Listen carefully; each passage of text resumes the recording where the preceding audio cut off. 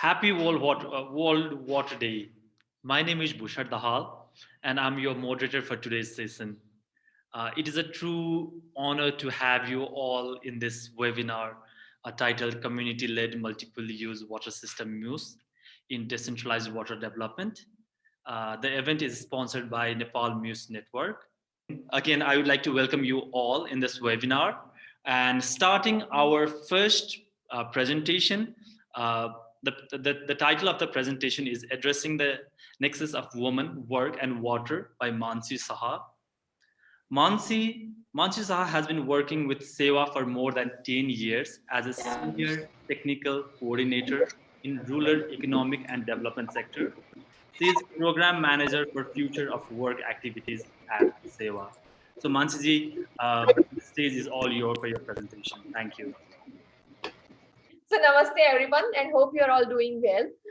These are really difficult and strange times which most of us are facing for the first time in our lives. I mean, the COVID-19 crisis, though it has passed, I mean, it was last year, but still we are seeing major parts of the world, we are seeing the second wave. And as we approach the 26th of March, which was the time when the lockdown started last year, the anxiety and the uncertainties are increasing.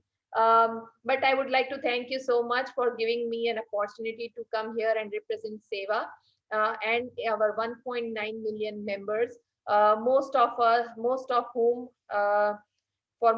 survival itself has become a question.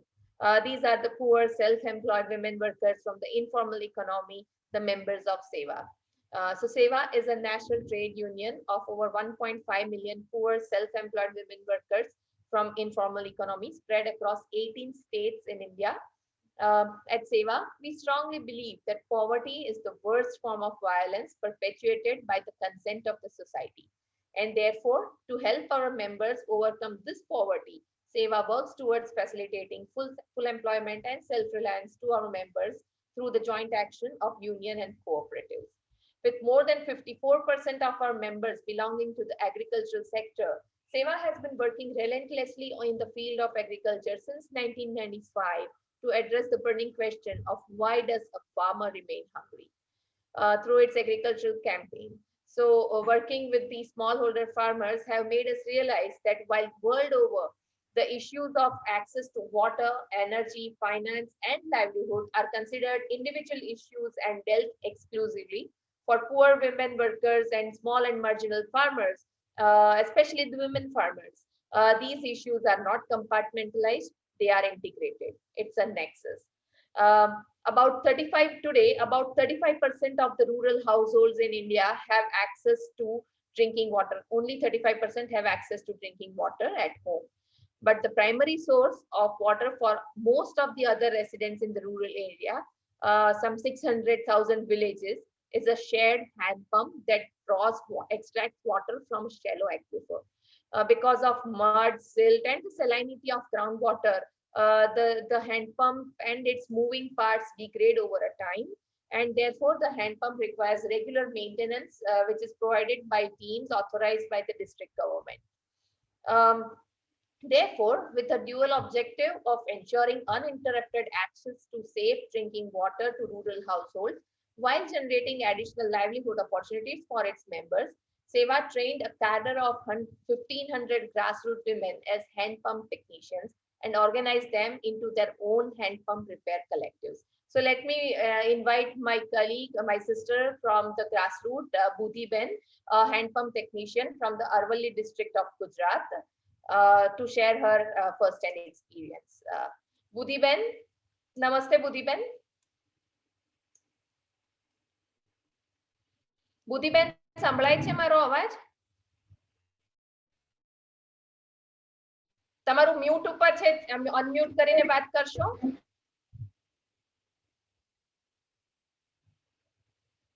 Unmute દબાવો.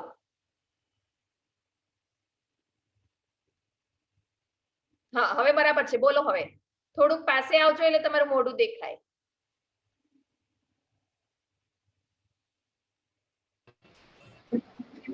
નમસ્તે બેન. નમસ્તે બુદ્ધિબેન. નમસ્તે. હા, તમારું આખું આપણું hand pump નું કામ છે ને એના વિશે ટૂંકાણમાં પણ સરસ રજૂઆત કરજો અને 3-4 વાક્ય અટકજો એટલે હું અનુવાદ કરું. હા બેન, નમસ્તે. નમસ્તે. આવાજ આવે છે ને? આવે છે, બોલો. નમસ્તે બેન, આવાજ આવે છે? હા, આવે છે, બોલો. હેલો. સ્નેહાબેન, આવાજ કપાય છે બેન. તમારો અવાજ આવે છે, બોલો. અવાજ કપાય છે. એનો અવાજ કપાય છે બેન. તમે બોલો, અમને સંભળાય છે.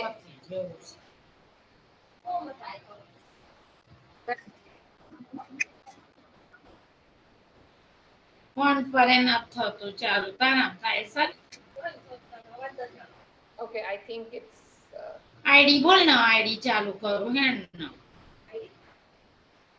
મીટિંગ આઈડી હું મીટિંગ આઈડી લખો 84 Seems like there is an internet issue and mic issue, so maybe we should go ahead, or like if you want to summarize what's trying to say, it would so I be think good. so over the I think we will wait for them to sort the network issues. I'll go further then.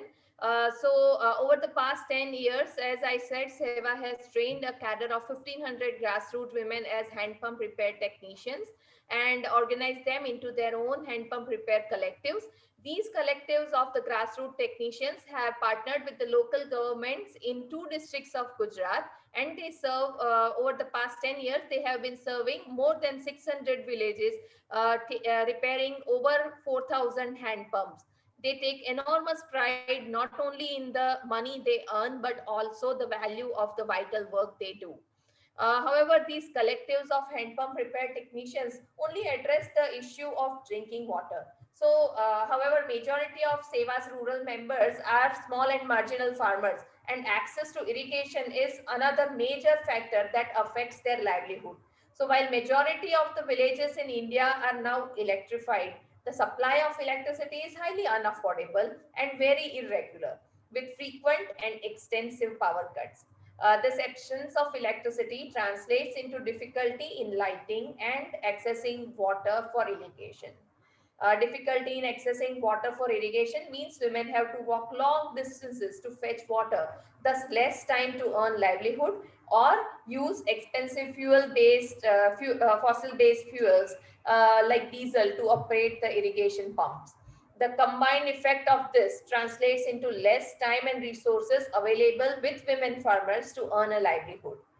A need assessment survey conducted by SEWA revealed that women spend over 40% of their time and up to 25% of their incomes on accessing energy, mainly for lighting, pumping, and running small tools.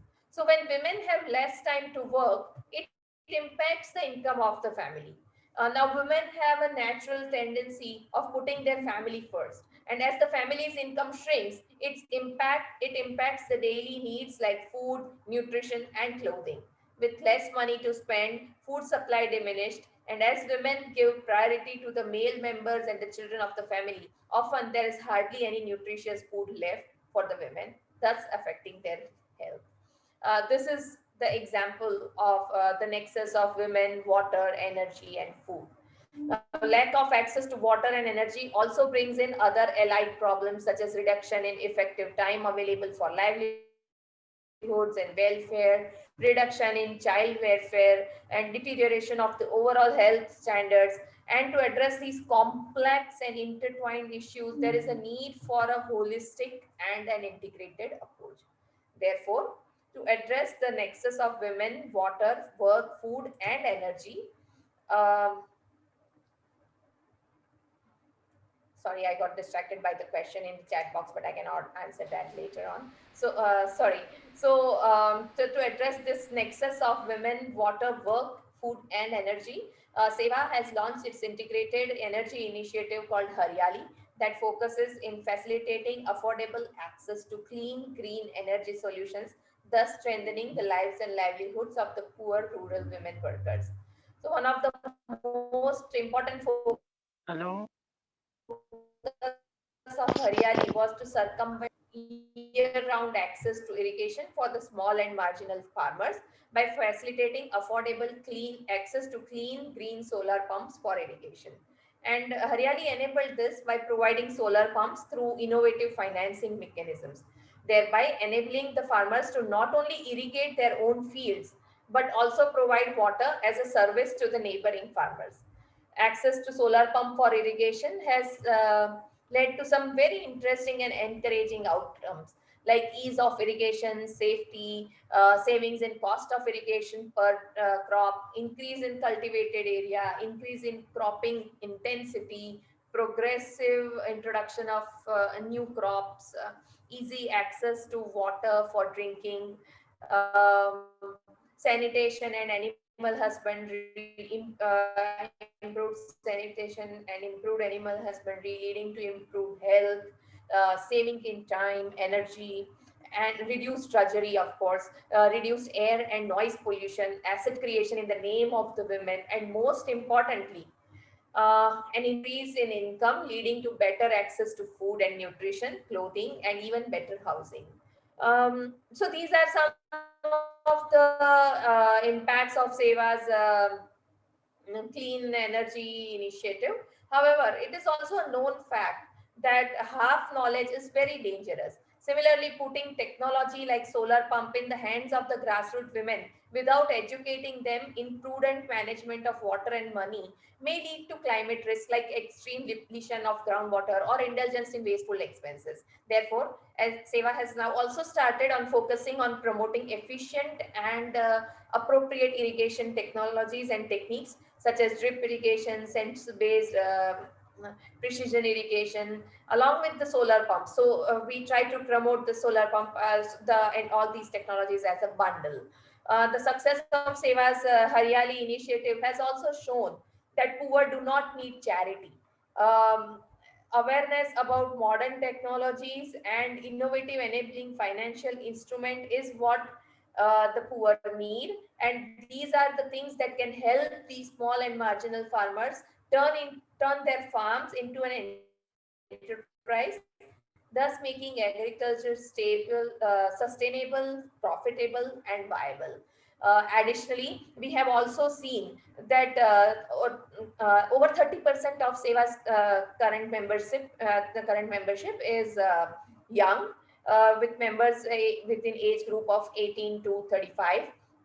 These members have grown up seeing their parents toil day in day out on the traditional occupations such as agriculture and animal husbandry, and yet being trapped in the vicious circle of poverty and indebtedness. And therefore these rural youth is losing interest in their traditional occupations. So introducing modern technologies and making agriculture sustainable, viable, and profitable will also have an allied benefit of rekindling the interest of the rural youth in the traditional occupations and thereby curbing the rural outmigration. So, however, to enable this kind of technological inclusion of the small and marginal farmers, what is needed is enabling policies that will turn their farm into an enterprise, and also innovative enabling financial mechanisms. We at SEWA call these kind of mechanisms as Women's Agricultural Stabilization Fund. It is a blended finance that is a mix of debt, equity, soft loan, patient capital. It has a longer term moratorium, and most importantly, it builds the resilience of the smallholder women farmers to help them sustain economic slowdowns like the current COVID crisis. Thank you. બુદ્ધિબેન હવે બોલાય છે? I think તમારું ચાલતું નથી એટલે આપણે ચાલશે હવે ફરી કહેજો. Okay, thank you. Thank you so much, Bhushan. I hope I have not exceeded my time. Thank you, Mansi. I think that was really inspiring to see how the work has actually reached to a ground level where you are making a real impact. I think that this is an incredible essence of this webinar, bringing not only academician and professional, but also the people who are working on the ground and making an impact. So thank you. નમસ્તે માનસીબેન hello નમસ્તે માનસી સ્નેહાબેન હવે અત્યારે time નથી, પછી time હશે તો બોલાવશું, અત્યારે બંધ કરી દેજો. So moving forward, I would like to request Raj Kumar GC for his next presentation, introducing Raj G. Raj GC is a water resource professional and researcher. He recently obtained his doctoral degree in planning, governance, and globalization from Virginia Tech. Prior to studying at Virginia Tech, Raj has earned a master's degree of science in international land and water management with a specialization in integrated water management in Netherlands. Raj has worked for more than 8 years with different development agencies in Nepal, including in IID Nepal. So he will be talking about what factors determine the productive use of rural water system in middle hills of Nepal. Raji, up to you. Thank you, Bhusanji, for the nice introduction. I'm going to share my screen real quick.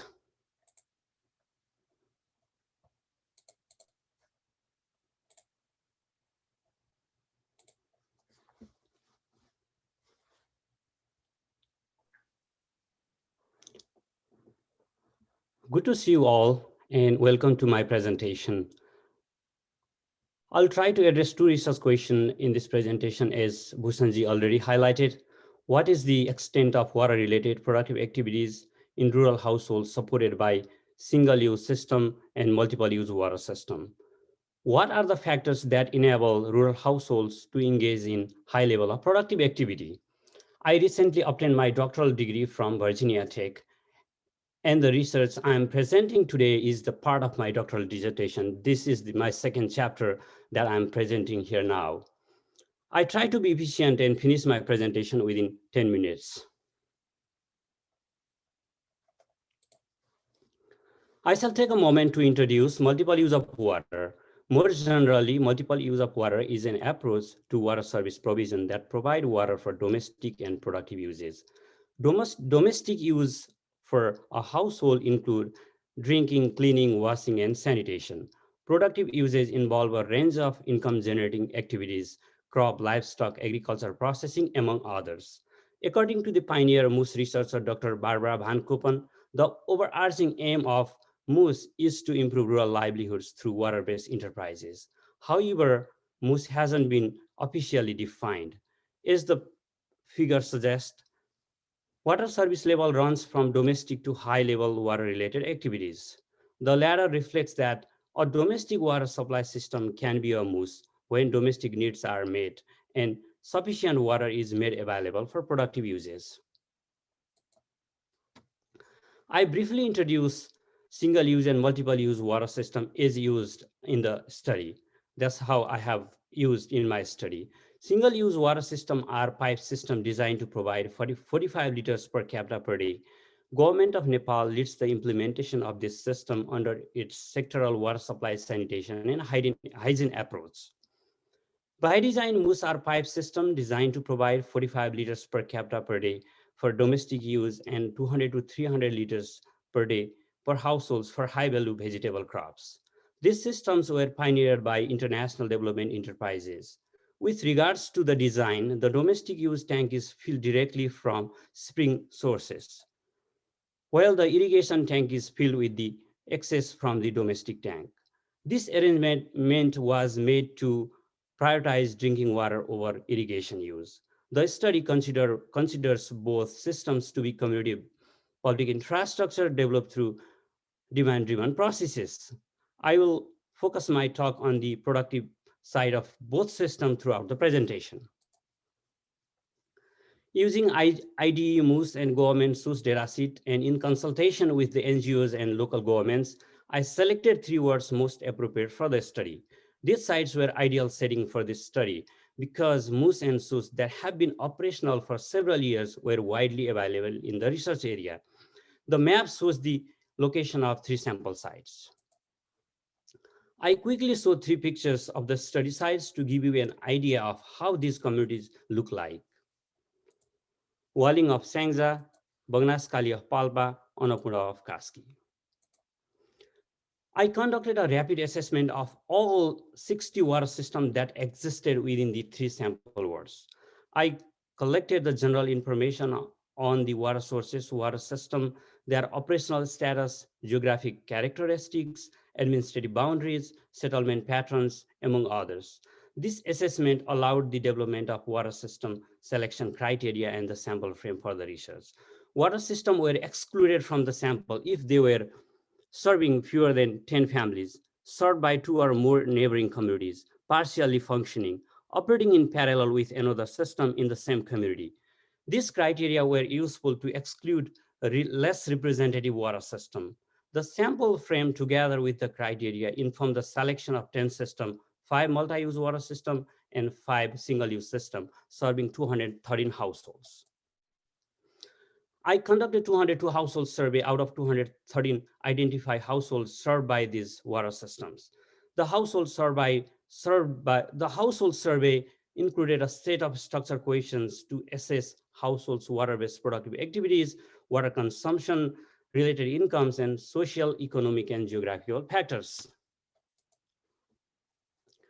The slide helps to answer my first research question. Households were found to engage in 5 major productive activities: growing vegetables and flowers, raising livestock, making Roxy. Roxy is a locally made local alcohol drink, and producing biogas. The figure shows the extent of households' participation in productive activities. As you can see in the figure, there is a large continuum of productive activities for both single-use and multi-use system. A vast majority of the households have engaged in one or more productive activities, and a majority of them earn some income no matter what the rural water systems were designed to support. While the single-use and multi-use systems supported similar level of engagement in productive activities, the water-based income earned by MUS households was nearly double than that earned by households served by single-use systems. The difference in income can be explained by the contribution of vegetable, having MUS households more focused on vegetable production. Vegetable is the largest contributor to household income after livestock. Using households' water consumption and production income data, I plotted 110 MUS and 92 SUS households into 4 groups based on their median income and water use. Households who used high quantity of water and generated a high income were defined as high group. Households who used a low quantity of water and generated a low income were defined as low group. Households were plotted in the efficient group that made high income using low quantity of water. Households who used high quantity of water and generated low income was defined as inefficient group. A majority of the households fall under the high and low incomes group, and analysis focused on these 2 groups. The figure does show that most households used more water and made higher income than SUS households. However, there are still several SUS households that use higher amount of water and make higher incomes than MUS households. The plot also shows that households earn about 40,000 Nepalese rupees annually using 200 liters of water per day. The findings reveal that the need to examine what factors influence the households to fall in the high group related to the low group. With regards to this finding, further analysis will make a distinction between high and low groups, not the distinction of MUS and SUS. I identified 15 independent variables. These include a range of social, economic, geographic, and technical predictors. I used the multinomial logistic regression to test whether each independent variable had a possibility of belonging in a particular group compared to the reference group. The particular group here, is the high group, and the reference group is the low group. The model is appropriate when the dependent variable is classified into 2 or more groups, as you can see here in the picture. I conducted the analysis using the R programming language. I do not go into detail on the model itself. Some study findings. The model revealed the 5 significant determinants of productive activity, and so that our households likely to fall in the high productive group if the households are motivated to pursue productive activities. Households are households use productive technologies. Households farmed agriculture as a primary occupation. Households received external support related to productive activities. And finally, households received productive activity training. The red box shows the magnitude on the difference between high and low group. For instance, if a household use a combination of productive technology, micro irrigation, low tech greenhouse, improved animal sets together, the households likely to be 47 times productive than the households that do not use such technologies. I want to clarify this value, the 47, is exponential transformation of beta, and beta is the coefficient of independent variable. This predictors means that they can turn rural water system to be high productive if they are well understood in local setting and are addressed in the planning and design of these systems.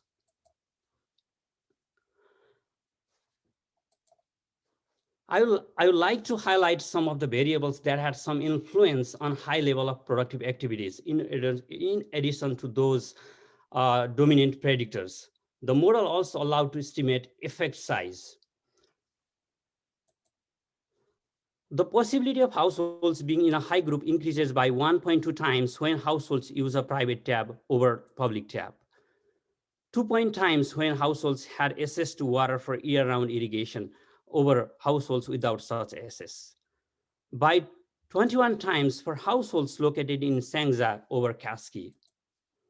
The odds of households being in a high group decreases by 1.1 times for remittance earning family, by 4.3 times for Dalit versus upper caste, 1.4 times for Janajati over upper caste, and 38 times when households received an income from pension, and 5.8 times when one or more of the family members were employed in a government job. The findings show that households with secured income from a reliable source, including remittance, pension, and government job, were less likely to be in the high group related to the low group. These results emphasize that rural water systems are income enabling productive infrastructures regardless of the system design. Multiple use systems were more productive than single use system for having them planned to support the production of high value crops. The empirical findings from the model will assist rural water system planners to identify households to participate and benefit from a productive water systems. The study presents an opportunity to government of Nepal, funders and NGOs, especially to the engineers, to design the productive infrastructure by addressing the practical factors revealed in this study. The predictors will help the water service providers to produce more effective water system design guidelines. This is my last slide, and wanted to mention that the research is published in the journal Water and is available online if you are interested. Thank you very much for listening to my presentation. Raji, thank you so much. I think it was really wonderful seeing how strong your methodology is, and how sharp the analysis has been done. I think it's really important and really contributing to the field. Moving forward, respecting everyone's time, I will invite our next presenter. And before that, again, I would love to request everyone to send their questions if you have any on the chat box. We will try to respond everything later, and the presenters could address it. So the next presentation is entitled Multiple Use of Water System in Far Western Nepal, Rural Village Water Resource Management Project, RVWRMP, Experiencing Working with Local Government, which would be presented by Sanna. Introducing Sanna, Miss Sanna has Doctorate of Science and Masters in Civil Engineering. She has been working as Chief Technical Advisor in 2 rural water projects in Nepal, sponsored by Government of Finland since 2009. Rural Village Water Resource Management Project is far and mid-western Nepal from 2009 to 2013, and Rural Water System and Sanitation Project in Western Nepal from 2013 to 2019. So both of them is promoting, developing, researching, and implementing MUSH. In this event, she will be presenting on behalf of RVWRMP. So Sana work for the FCG Finnish Consulting Group as well. So Sana, can you please take over from here? Okay, thank you very much.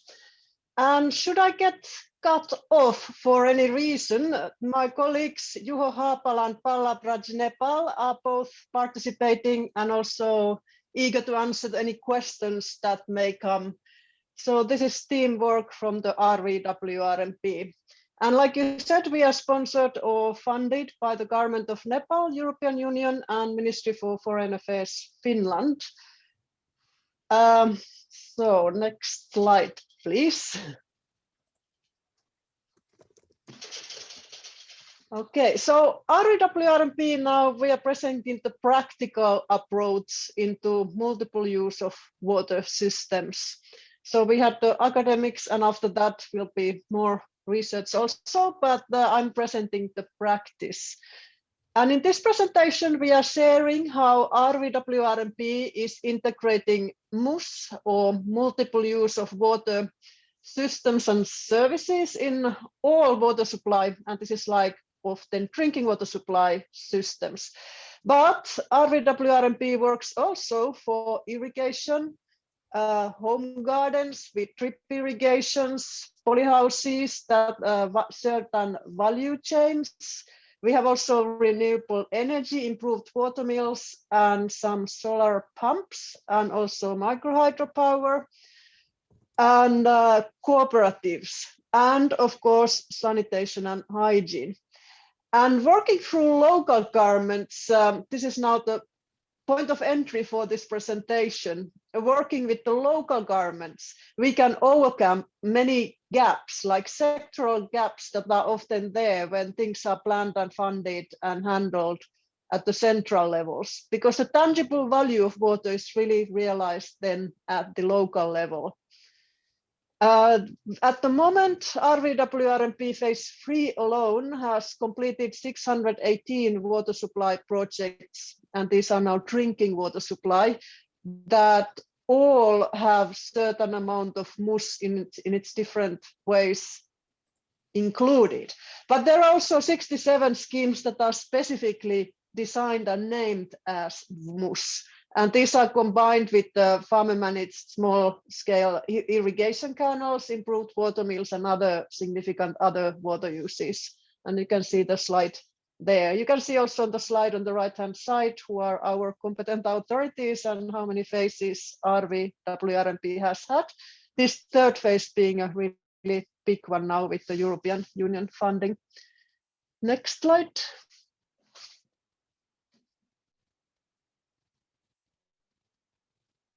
Okay, give the next slide. Yes, that's the one.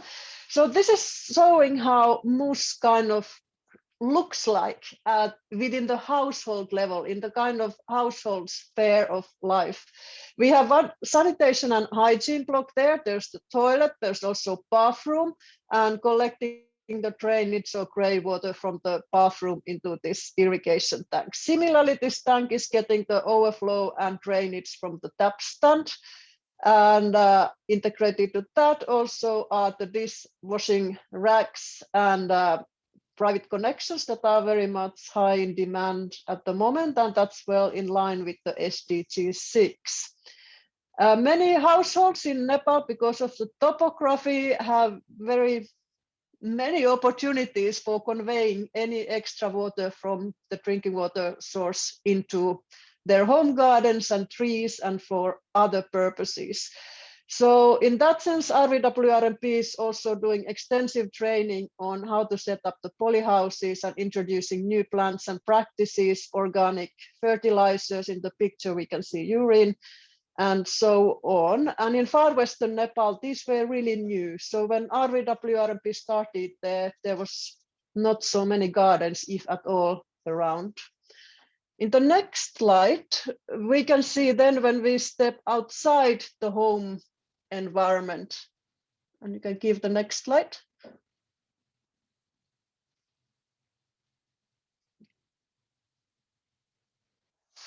So in this one, we can see when we look outside the immediate home environment, how it looks like. There's the tank for collecting the overflow and also drainage from the tap stands conveyed to the farms. And these are now already commercial farms. People are also selling these products. It's not anymore for home only. They have also the polyhouses. You can see how the drip irrigation is arranged there and animal drinking roads. There's also a schematic drawing showing the position of the irrigation tanks, which are often soil cement tanks to make them cost effective to build. You can also see that what RVWRMP does are fairly complex pipe network systems. Next slide.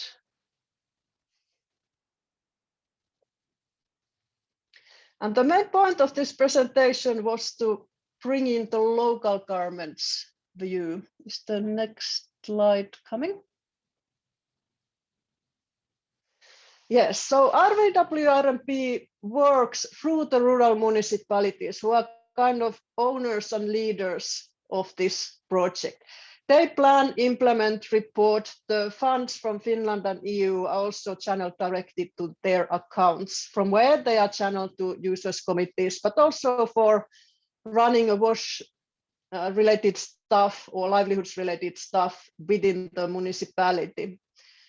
RVWRMP has been pioneering this approach from the very beginning after the federalization and the change of the local structures in Nepal. From the very start, RV started working with them and the modalities were adjusted as such.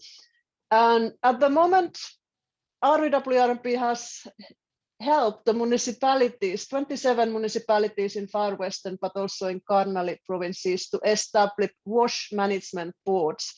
And these are now having representation of all relevant sectoral departments within the local government, but also from such as local cooperatives, water users, committees, networks, and other significant people within the whatever is like relevant for the context. So they are not strictly only municipality staff and elected members, but this board should have the representation from outside to ensure this is now the foundation for inclusive services, for inclusive local development and services for all, because these local governments are in the position to look at the entire municipality, all households there, and not only wherever they happen to work, like projects unfortunately have the time limitation, but local governments should be there to stay. And of course, for keeping and continuing to keep the sanitation and hygiene in the agenda. Access to water should not limit hand washing, and we have now seen how important this is. So bringing together the relevant stakeholders at the local level ensures that there's no policy gap as such, because they really are in the position to make local laws and directives. And at the moment they have launched the WASH directives and WASH with the water, also considering the MUS options there. And then my last slide, I have 1 minute left, are the recommendations, where we could say that opening the eyes for multiple values of water and multiple benefits, multiple sources for multiple uses. It's like kind of MUS mindset. And this kind of approaches, integrated approaches that bring in the sanitation and hygiene concerns with livelihoods opportunities, nutrition, and so on, can be integrated to any event. And here we have one event in the pictures from Pajang that was combining total sanitation, event at the school, and opening inauguration of a water scheme, while promoting all the other work done within the municipality. Then we have listed some recommendations for scaling up through local governments, because they, as said, they are in the position to launch their own policies, guidelines, standards, and also subsidies, encouraging people to look at the multiple use systems in the more systematic and broad way, and then to provide the capacity building and awareness that goes with it, and to ensure gender equality. We have a little spelling mistake here, but it's a gender equality and social inclusion aspects of the planning to ensure services for all and keeping sanitation and hygiene in the agenda. And that was from our side, and my connection didn't even cut. We can take the last slide for thank you. This picture is also from Pajang. If you show the last slide.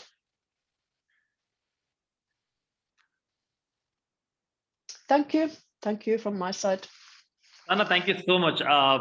We are glad that you presented, and we are also glad that the network favored us.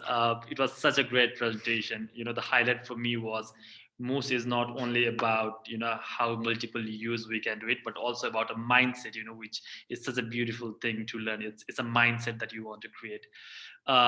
Thank you so much. Again, any questions, please send to us, and we will take it at the end.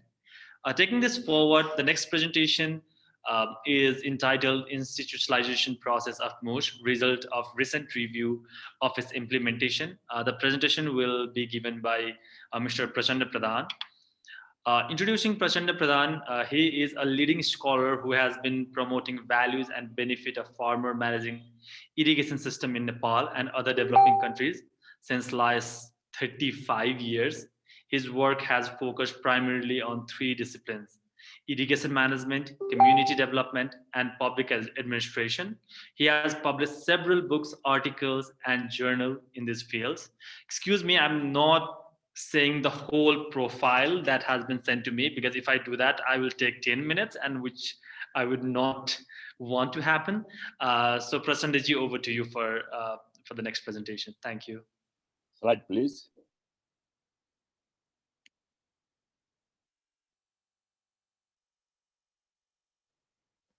Okay, title has already been mentioned here, and this is the kind of collective work of myself, Dr. Vishnu Prasad Pandey, and Dr. Alok Rajoria. What we are planning to present over here is multiple use services system of water supply, as well as use of other services through this water supply system. So MUS has become a kind of quite popular among the rural people over a couple of decades. It started back in 2003, and since then up to now, there have been over 2,400 multiple use services installed in different parts of Nepal, usually in the hilly area. And what we see out of these 2,400, many actors were involved: NGOs,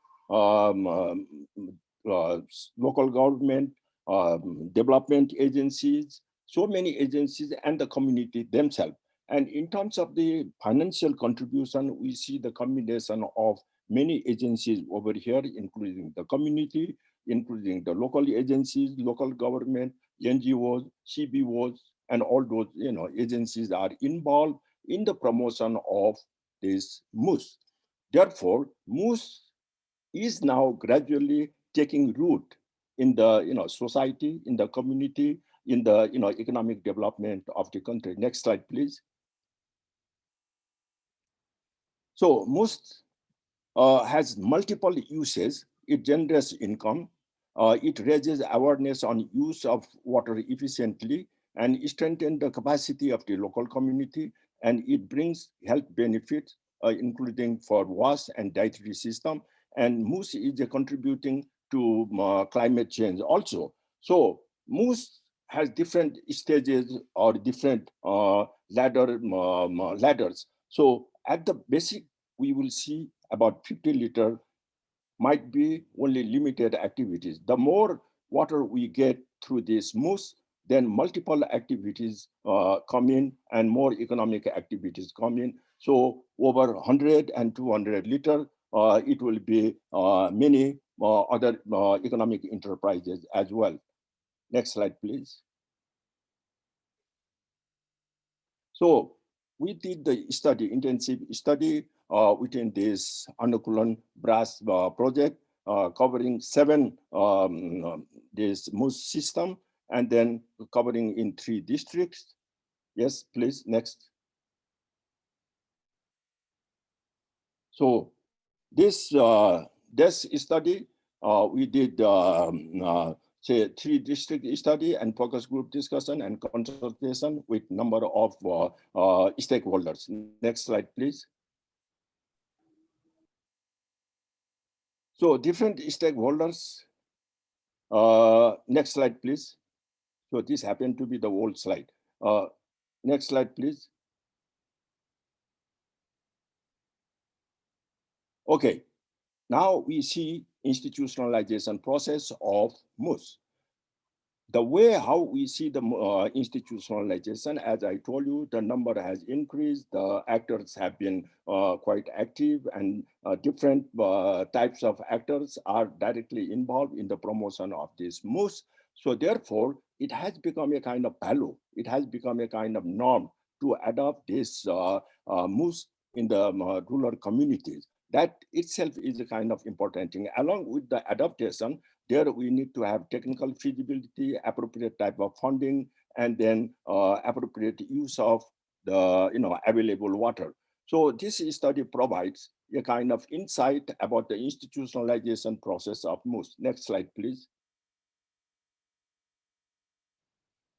So key features over here, as I told you, NGOs are involved in the implementation of this MUS. And then we have Social Welfare Council, who has been supervising the implementation of MUS. And National Climate Change Project has adopted this MUS. This WRMP identified MUS as one of the water planning system in the local area, and local level planning for the local government, like the municipalities, palikas, have also adopted this MUS as part of their water supply system. Next slide, please. Now we see number of other things. Financial part, the local government is willing to put money, the donor agencies are willing to put money, and then NGOs, CBOs, as well as the community themselves putting the money over here. And once it is constructed, then the local people have taken interest in maintenance of that system. That is very important. So MUS is now important to be registered as entity in the local government. So I would like to have Dr. Pandey take over now. Over to you. Thank you, President, sir. Next slide, please. Hello, everyone. Next slide, please. Yes, it has already come.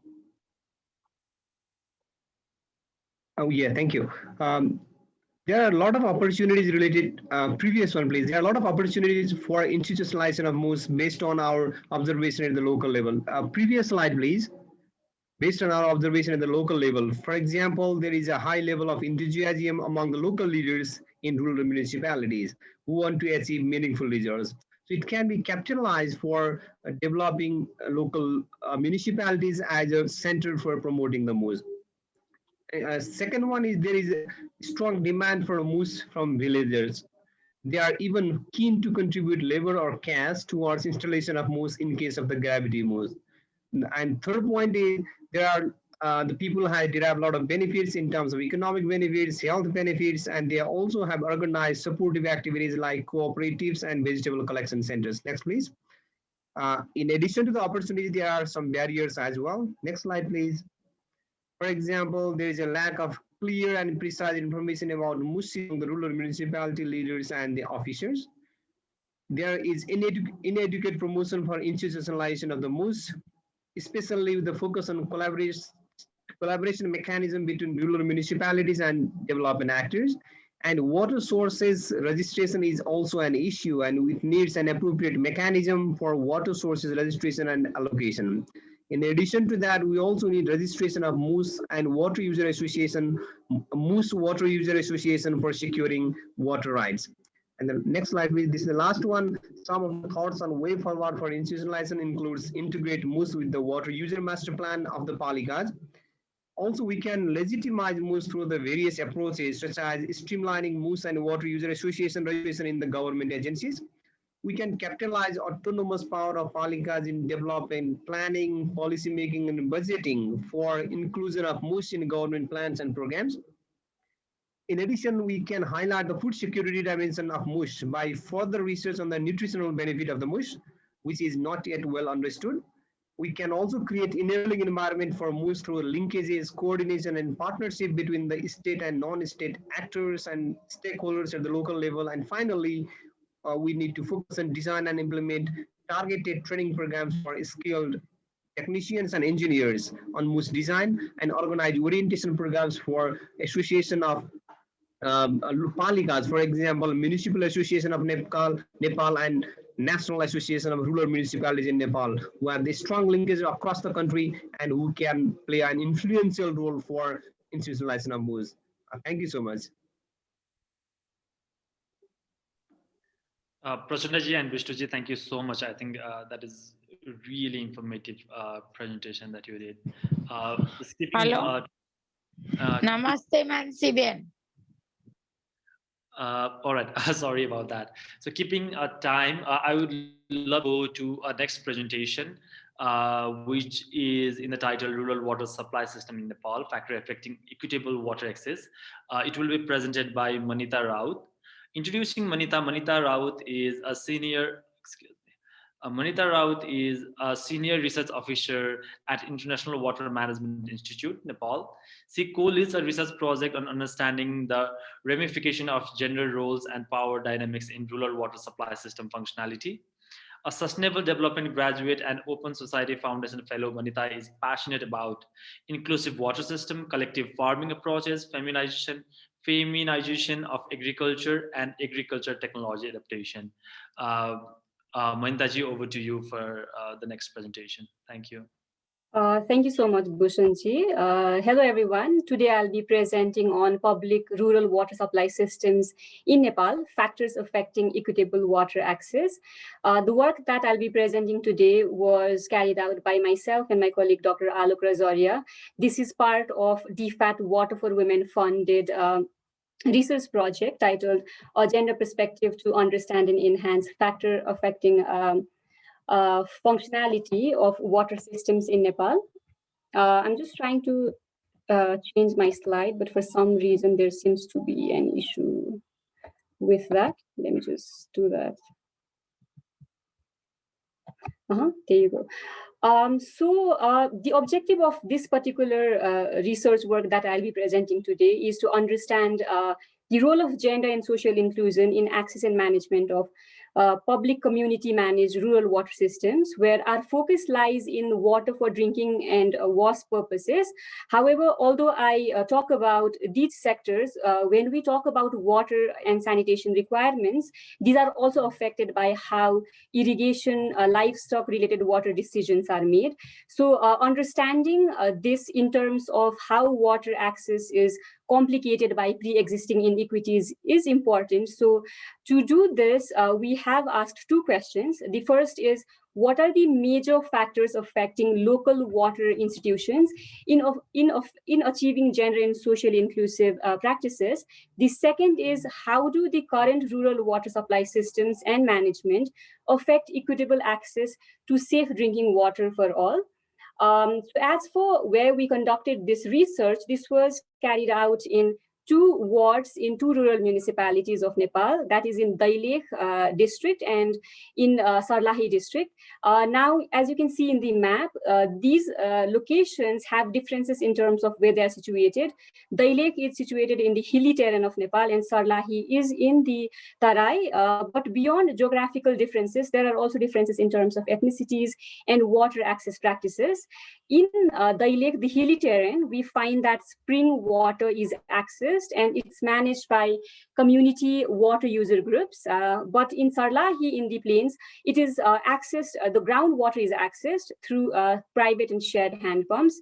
And in Sarlahi, I'd also want to mention that there's an ongoing overhead water tank, and this is being constructed to address water quality issues, since this is a major one here. So both of these sites and the institutions in terms of water that we have studied are water user groups, water construction committees, etc. So to do this study, we used participatory research tool, both for qualitative inquiries, but at the same time, we also conducted a 600 household survey in order to use quantitative tool as such. So those were the methods that we used, but to analyze the data that we're getting and even to kind of use a conceptual framework, we came up with a framework by Naila Kabir, which is in social relations approach. And it's really about institutional analysis. And we also looked at this framework by IFPRI, who introduced this concept of socially inclusive group decision-making in water institutions. And the figure that you see here, it's just the merger of that. So what we do from this lens is we try and see institutions beyond just institutional level, but to a broader policy environment, as well as how the CSOs have penetrated in these study sites. We also look at personal endowment, and this really means that the kind of power individual group members in these water institutions bring. And these could be through social network, education, gender, their social standing, etc. We also look at the underlying social context, and these are determined by norms, gender roles, and traditions. So what we argue here is that a combination of these factors are actually really important when we talk about equitable water access and management. And this really determines whether any practices are inclusionary or exclusionary. So it ends up benefiting some, but some might be on the losing end. So now, looking at the broader institutional context, which is the first factor, we see that government of Nepal has tried to make water an inclusive sector, and this can be, seen through some of these examples in terms of access to safe drinking water and sanitation services being declared as a human right in the Constitution of Nepal. And the institutionalization of water user groups, which are these community institutions, in the Water Resource Act in 1992, shows that they're trying to move from a supply-driven approach to a demand-driven approach.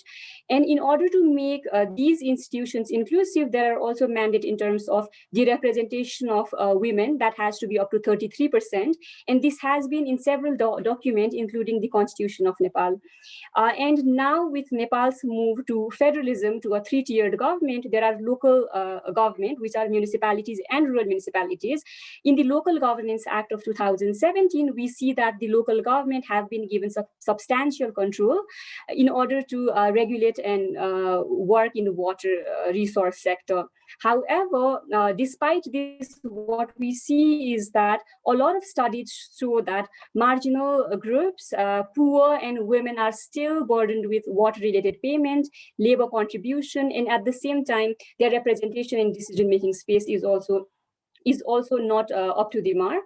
So the challenges lie not just in the technicalities of the infrastructures of how water supply systems are, but in terms of how these institutions are governed. And through some of the testimonies that I'll be presenting now, we find that despite representation of marginalized communities, be it in water user committees or in the local level, we find that there are some challenges to that. For example, we found that in one of our study, a Dalit man was not able to minimize water tariff for a poor household, although he had representation in a water committee. At the same time, we also found that there are differential access in terms of how different members of historically marginalized group access water, and that also is an interesting dynamics there.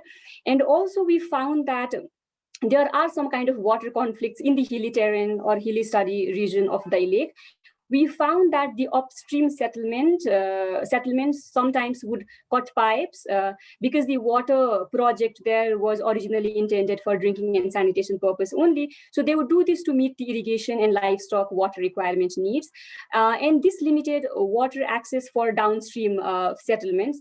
So we noted that there were limited discussion in terms of how menstrual related water requirements were discussed in these communal spaces because of this being a taboo topic to discuss openly in some of these institutions. So the takeaway here is really that there are multiple realities in the local context when we talk about water, and there are multiple identities that different members bring as well. So moving forward, we should have these things in mind. And at the same time, when we ask a question as in terms of why does this happen, we realized that there is personal endowment that individual members bring in water institutions, and this is quite critical. For example, we found that a women respondent had time constraint in terms of representing or even being part of these water user committees. We also observed that there are social network that some members bring, and it tends to benefit some, but it does not benefit everyone. For example, in one case, we found one particular man who had this affiliation with NGOs and community related work that he did with political allies that he had, and it benefited his concerns.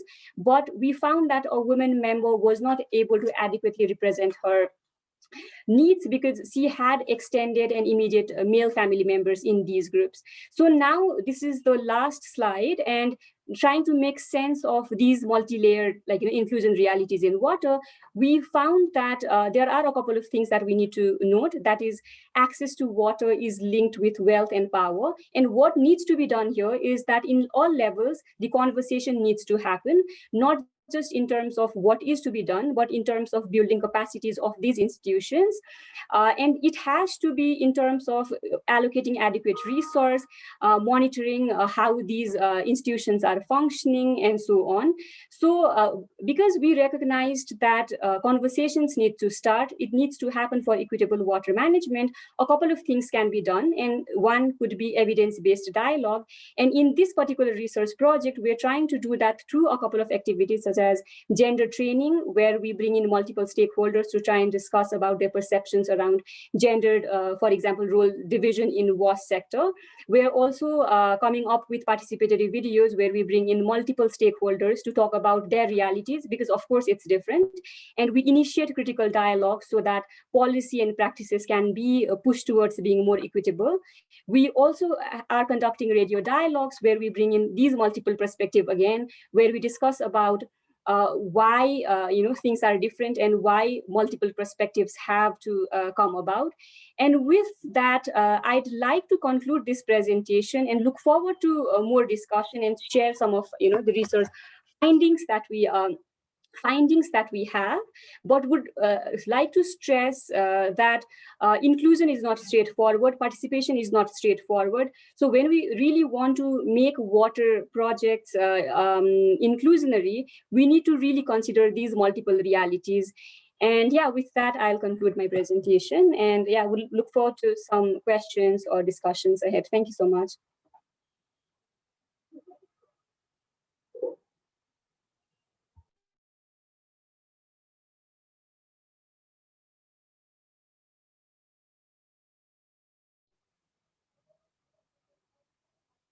Bhushan, over to you.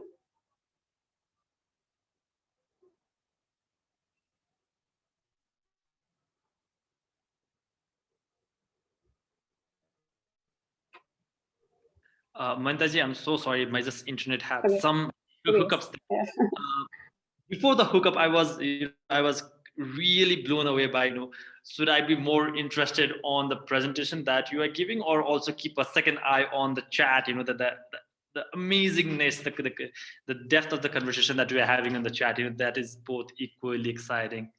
But moving forward for a next presentation, which would be done by two different speakers here, starting with Corey O'Hara, who will be talking about piloting revolving finance for MUS development. So introducing Corey. Corey is an agriculture and nutrition professional with extensive experience in project design and evaluation of multiple stakeholder initiatives.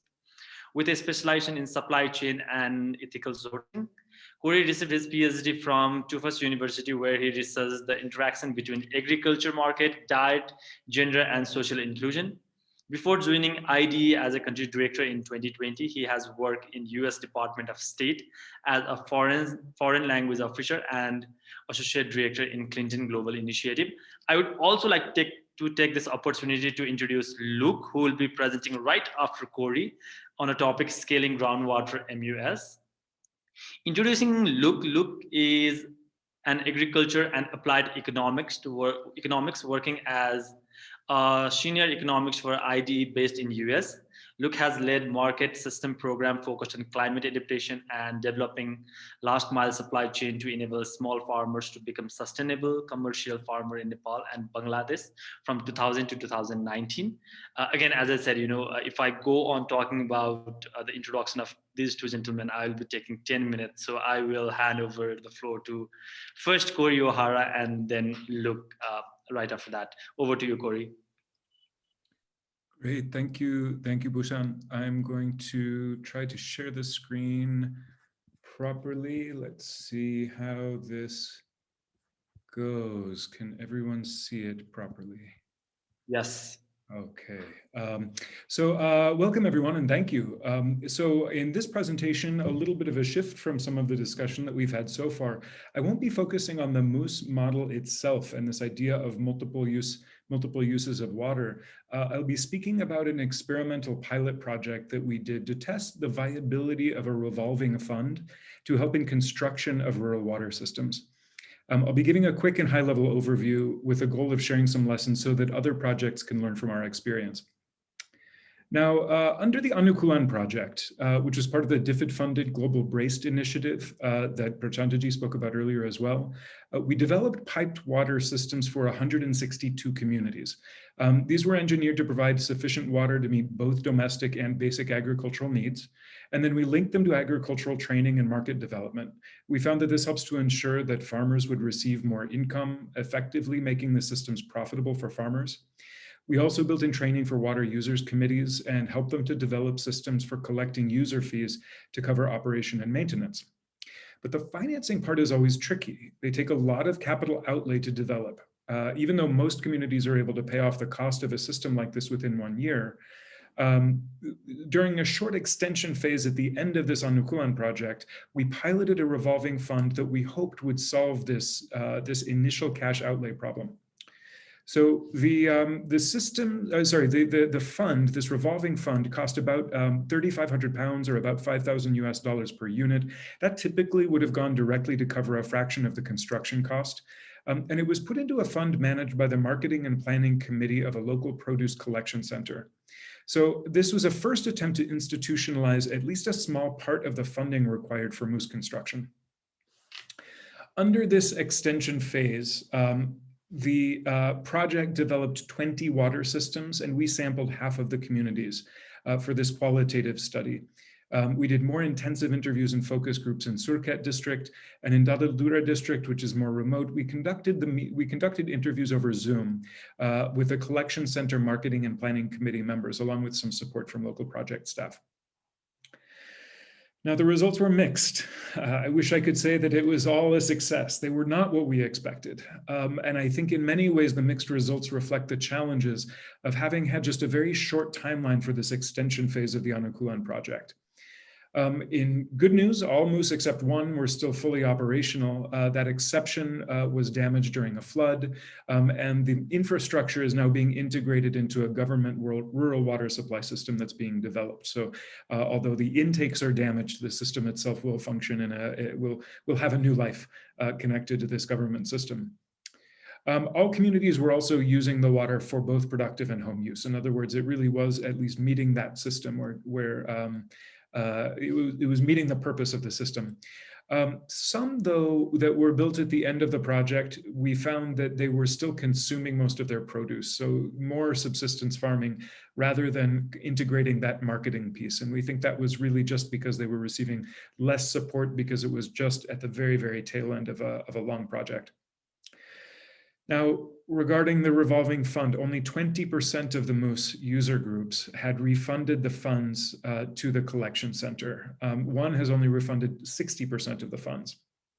The other committees, the collection center management committees, the marketing and planning committees, didn't actually make an effort to collect the funds. And they were describing a situation that they felt that the project funds had been dedicated to those communities and therefore should stay with those communities. I will talk about this issue more in just a second as well. Now, we did find that many communities were maintaining savings funds with the money, using it for microloans to users or to meet long-term community needs. So those funds were still there and they were still circulating within the community. They just weren't revolving back to that collection center for further MUS development.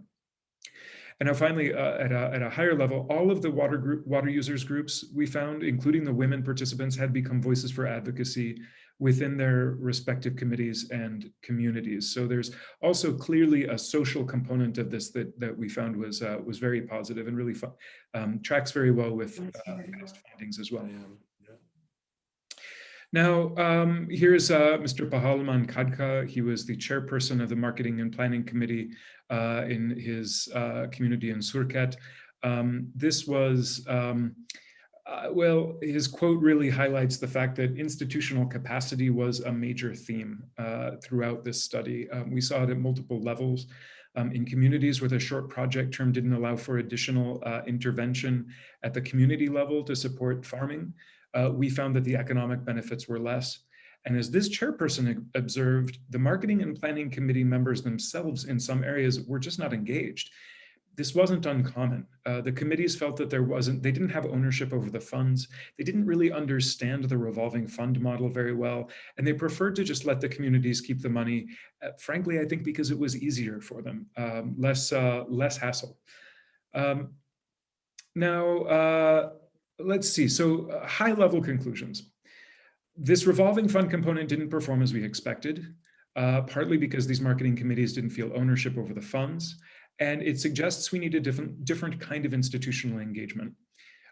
So two main themes came out. We need a robust, active managing entity that actually has ownership over the fund. That's a really important, that ownership piece was really critical. And then second, there's a strong need for post-construction follow-up and some kind of training, both in farming and also in management, management of the unit and management of the fund.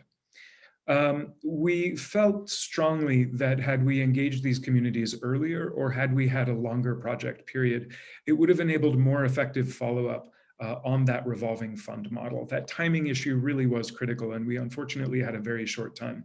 Some of these MUS were built just 2 to 3 months before the end of the project. So you can imagine how little we were truly able to accomplish during that short period. But again, it was also very encouraging that communities were using these funds for productive purposes, even if they weren't revolved back to the collection center, marketing and planning committees.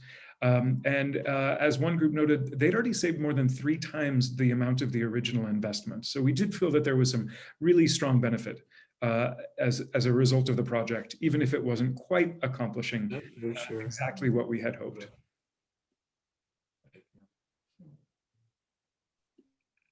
And now on to you, Luke. Okay, thank you, Corey.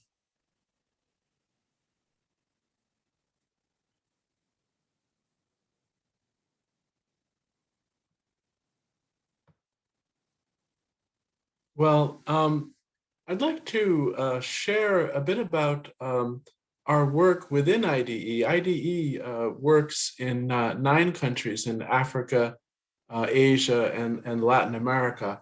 And we're now working to learn from the Nepal experience and adapt the multiple use approach to more countries and to more environments. Oh.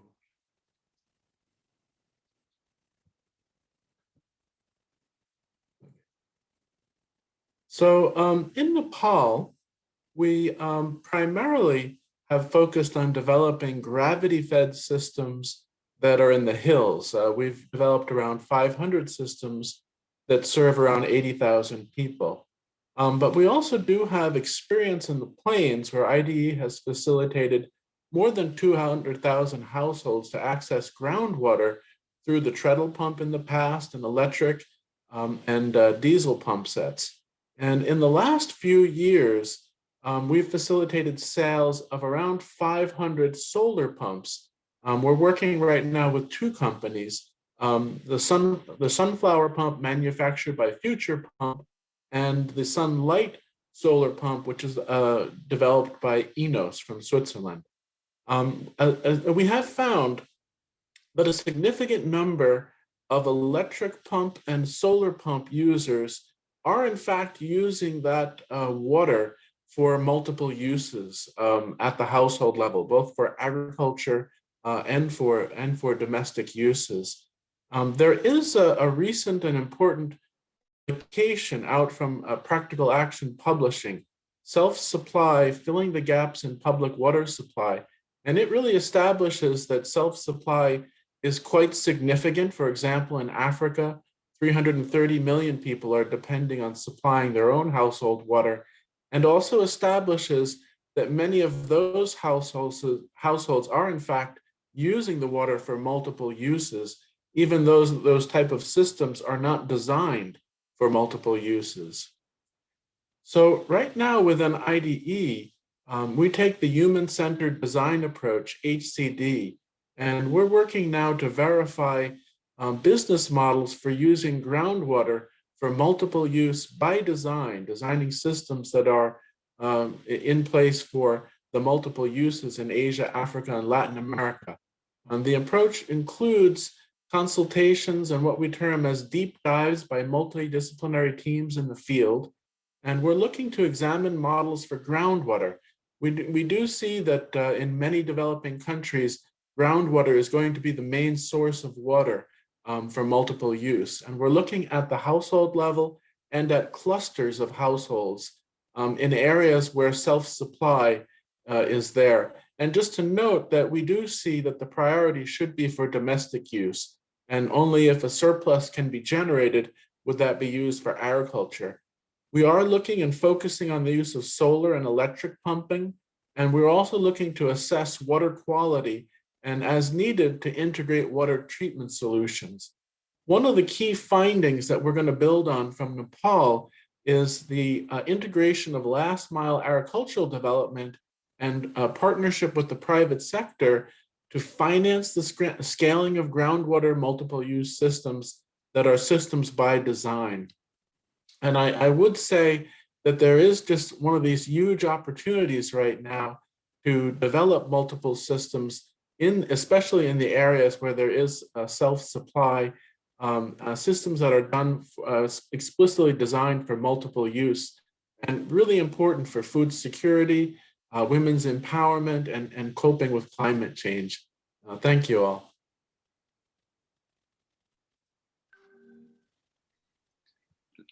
Corey and Luke, thank you so much. Thank you for reflecting the status of Nepal. And just to hear from Corey, who is working as a country director, and Luke, who just like Corey, just to look and the incredible work that you guys have been doing is actually very inspirational to all. We are at the very end of our presentation. In fact, like we finished our presentation. At end, it would be unjustifiable if we didn't ask Barbara to share her few thoughts, because as I said earlier in the speech, she is the one who is a champion of MUS, who has been initiating this community of the network worldwide. And so I would like to ask Barbara to put her final remarks. Before that, I'm pretty much sure everyone knows her and the work that she has been doing. But I would like to briefly introduce her. Barbara is a scientist emerita on poverty, gender, and water at International Water Management Institute, based on IWMI Southern Africa office at Pretoria. She led multi-country action research in Africa and Asia on community-driven water service delivery and water laws and policy reform, also from a gender and human rights perspective.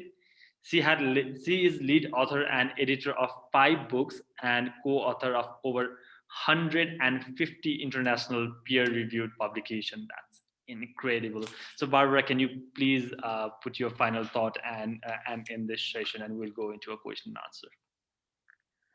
Wow. Well, can you see me now? Yes, we can. Okay, excellent. Well, happy World Water Day.